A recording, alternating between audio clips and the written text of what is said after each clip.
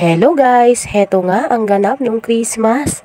Nagluto nga lang kami ng mga ulam at isi-celebrate nga natin ng simple. Hindi naman importante kung marami kayong handa, ang mahalaga magkakasama kayong pamilya. Isa nga sa niluto ko ay itong manok. Ibinabad ko nga muna ito sa toyo, kalamansi at coke. Una ko na nga ginawa dyan ay iprinito ko nga muna ang manok. Itinabi ko nga muna ang pinagbabaran ko dahil gagamitin ko nga ito mamaya. Pagkatapos ko ngang iprito ang manok ay naggisa naman ako ng bawang at naglagay nga ako ng butter. Nang magisa ko na nga ang bawang ay isinunod ko man ang ilagay ang sibuyas. Igigisa lang natin hanggang sa lumabas ang aroma ng bawang at sibuyas. Pagkatapos ilalagay ko na nga lang din ang iprinito kong manok. Isasama ko nga itong igisa ng ilang minuto at pagkatapos ilalagay ko nga ang pinagbabaran ko kanina. Papatuyuin ko nga lang ito hanggang sa maubos ang sabaw nito at ito na nga ang itsura ng maluto. Nang maluto na nga rin ang iba naming handa ay nag-ayos na nga lang din kami ng lamesa. Heto nga ang aming inihanda ngayong Pasko. May relyenong bangus,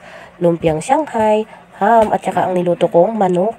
Meron din kaming tinapay na lechon. Meron din kaming tinapay, cupcake at leche flan. At meron din kaming sushi. Nang sumapit na nga ng alas 12 ay nag-umpisa na nga rin kaming kumain.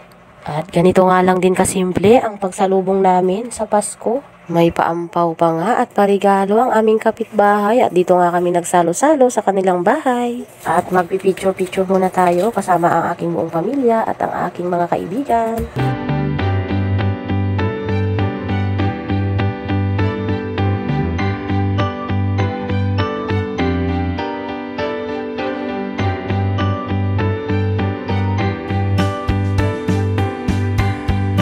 Nang matapos na nga kaming kumain ay nagbukas naman itong si Bunso ng kanyang regalo.